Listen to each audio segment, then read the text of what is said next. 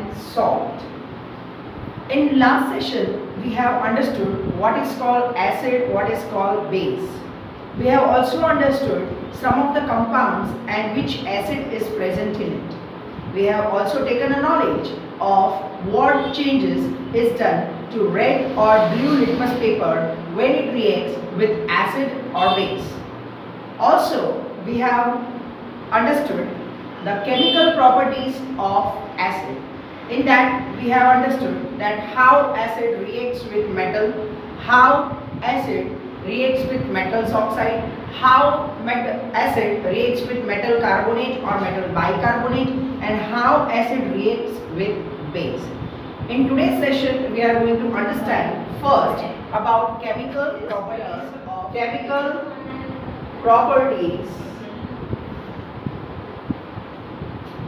of bases. Now, what are the chemical properties of bases? Let's try to understand the chemical properties of bases. Before that, just we will list out some of the base. NaOH, sodium hydroxide. KOH, potassium hydroxide. MgOH twice, magnesium hydroxide. CaOH twice, that's calcium hydroxide. NH4OH, that's ammonium hydroxide. Now, in chemical properties of base, what we have to understand? The first characteristics which we are going to understand, that when base it reacts with any of metal, it will give us salt and hydrogen. The second chemical characteristics which we have to understand, that is when base it reacts with non-metals oxides, it gives us salt and water. And the third important chemical characteristics we have to understand, that when base it reacts with acid, it will give us salt plus water. Now, if you understand the second and the third chemical properties, you will use to know that yes, these non-metal oxides, they are acidic in nature. This we have also understood in our previous video. So here I will note down that non-metals oxides, it is acidic in nature. So generally we are going to express these three chemical properties of bases with different examples. So let's see. So the first chemical characteristics or first chemical property of base, in that base will react with metal, it will give us salt and dihydrogen gas, or here we can say hydrogen gas. Okay, here as a base, if I take NaOH, aqueous solution of NaOH, plus a reaction with a metal, here I am taking zinc metal which is active, here we will get Na2ZnO2.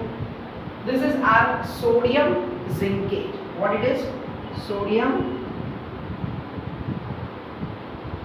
zincate in form of aqueous, and dihydrogen gas will be released.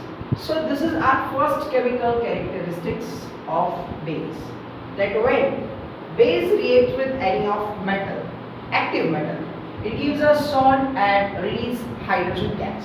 Here we have taken NaOH as a base, and if it reacts with the zinc metal, it gives us sodium zincate, that is Na2ZnO2. This chemical formula is most important, and hydrogen gas, it will be released. And this is only the reason that why base is not kept in a metallic jar, and if the metal is more reactive because it will react with the metal and it will give us corresponding salt and hydrogen gas.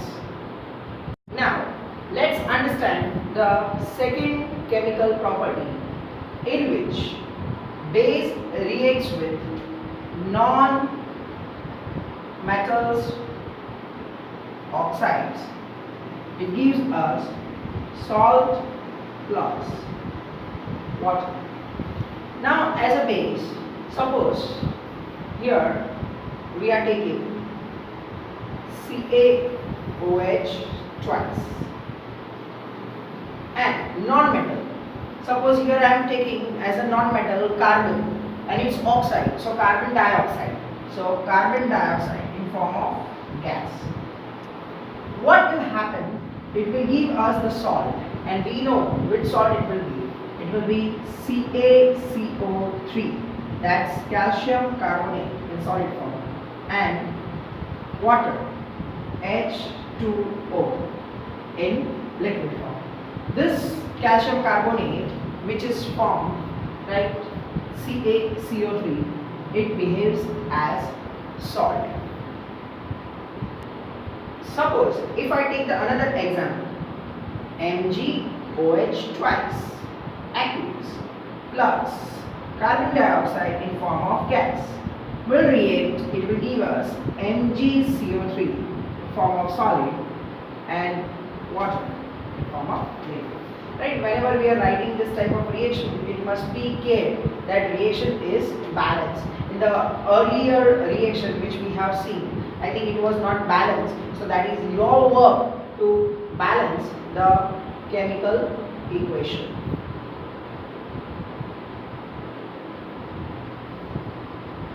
Right? So in second characteristics, when base react with non-metals oxide, here carbon is non-metal and its oxide, right? Carbon and its oxide. So non-metals oxide reaction with base, it gives us different salt, calcium carbonate, and this is magnesium carbonate, and water will be released.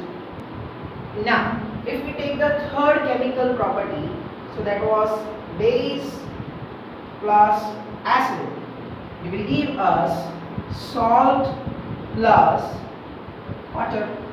Now take base as NaOH, form of aqueous.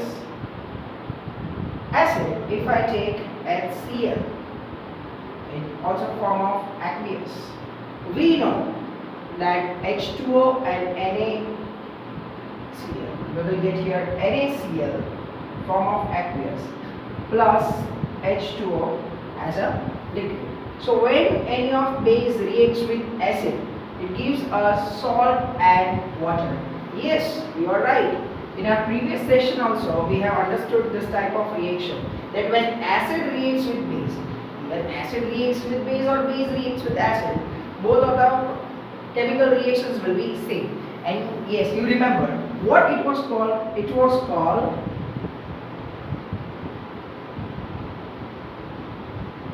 neutralization reaction, right? So this way we understood three chemical properties of base.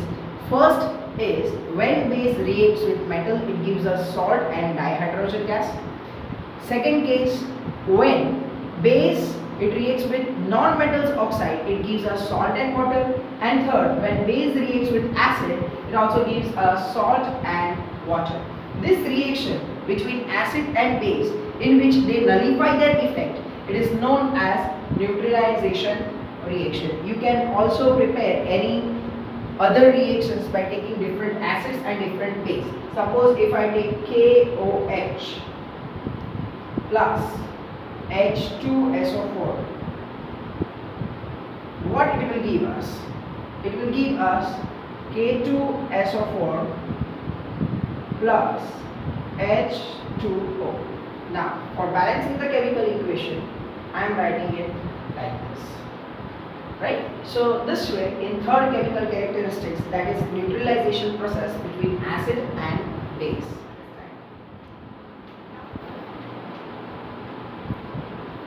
Neutralization reaction in detail. Now, what do we mean by neutralization reaction? Yes, already we have understood that when acid reacts with base, it gives us salt and water. This is our neutralization reaction. If we take a common reaction, so HX, we know that H is responsible for acid, and for base, metals hydroxides are base, so M for metal, H. So actually what happens during this reaction, we know that how salt is formed. It is formed between this metal and this X, whatever it is. So we will get Mx plus H2O.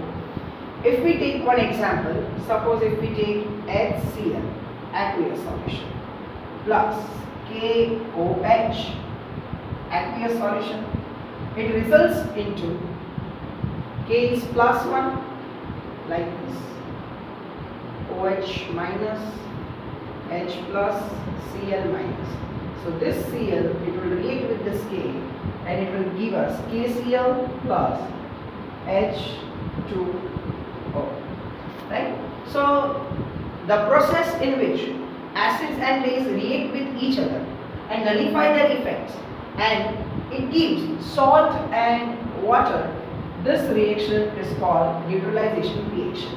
You can make many more examples by your own, because you know different acids and you also know different base. After understanding the neutralization reaction, now we have to understand that what happens to acid and base as we add water into it. Now, what is called dilution? Dilution means mixing water with acid or base, that is called dilution. So, mixing of water with acids or bases is called dilution. By dilution, what we will have? Actually, when we add water into any of acids and base, so for acid, we are having concentration of H plus. Concentration is always written like this. And for base, we are having concentration of OH minus. When we add water in acid or base, the concentration of H plus and concentration of OH minus means the portion of acidity and the portion of basicity both will get decreases. Suppose if we take one example, we will take one acid. Suppose if I take HCl, and when HCl, we are adding water into it. When it reacts with it, what happens? H plus Cl minus. We know that this H plus is highly unstable, so it will react with the water to give us H3O plus chloride minus ion. This H3O plus is called hydronium ion, right? So this is the reaction of acid with water. If we take the another reaction like NaOH, that's a base, and if we add water, right? If we add water, so that is also called hydration process of NaOH. It will give us Na plus and OH minus. Here you can see that by adding water into HCl, means with acid, H plus was released according to Arrhenius, so that is known as acid. But H plus is highly unstable, so it reacts with H2O to give H3O plus, that is hydronium ion. And when we add water in any of base, here we have taken NaOH as base. When we add water in any of base, it will give us sodium ion and OH minus, means hydroxide ion. So by adding water in base, we are getting hydroxide ion. If we are having base of sodium, so we will get sodium ion and hydroxide ion. If we are having potassium, so we will get potassium ion and hydroxide ion. So this way, the process of dilution means to mix water with acid and base. By adding water into acid and base, their concentration of H plus and OH minus or the acidity and the basicity it will get decreased. And we have also understood that by adding water into acid and base, what happens. Now if we think that acid is due to H plus and base is due to OH minus, both react together to give H2O. So the pure water, it will be not acidic and it will be not basic, right? So the pure water, the distilled water, it will be not acidic, neither basic, right? So this way we can understand that what is dilution and what happens to acid and base when we add. Now let's take one activity. The concept of this activity is from our previous video. We have understood that when acid, it reacts with metal, it gives us salt and dihydrogen gas. So let's perform an activity in which we can have a proper idea of acid plus metal. So this is an activity in which we are reacting acid with metal. What you can see that on this test tube I have taken, so on this stand I have taken a test tube, and in that test tube I have put zinc granules or any other active metal you can take. In that we have added dilute HCl, or you can also add dilute H2SO4, means any of acid you can take. And by this type of arrangement we will use to know that the hydrogen gas and its property, how it is. As here the zinc granules, it reacts with dilute HCl or dilute H2SO4, that is our acid, it will start creating hydrogen gas, and that hydrogen gas will be collected like this. This is our soap water. So this hydrogen gas will be released out in form of bubbles of soap which is filled with hydrogen gas. Now as this gas is evolving outside, if we place a candle nearby that gas, it will burn with a popping sound, which gives us that this gas which is present, that is hydrogen gas according to its characteristics. So the common concept of our previous video which we have taken, that when acid it reacts with metal, it gives us salt and hydrogen gas. Here we can take both of the acid. We can take HCl and we can take H2SO4. So suppose if I take HCl plus metal, we are having zinc, aqueous solution of HCl, dilute aqueous solution. I will get ZnCl2 as our salt and hydrogen gas, it will be released. To balance it, I have to place 2 with HCl. We can take another example also. If we take H2SO4 aqueous solution, it reacts with zinc granules. It will give us ZnSO4, that's aqueous, plus H2 in form of gas. So due to this both of the reaction, we are able to understand that acid, when it reacts with metal, it gives us salt and dihydrogen gas. All this experiment can be asked you in this way, that explain the reaction of acid and metal with suitable experiment or with suitable activity. So we are going to perform it like this, and we are going to draw the figure and we are going to explain it in detail.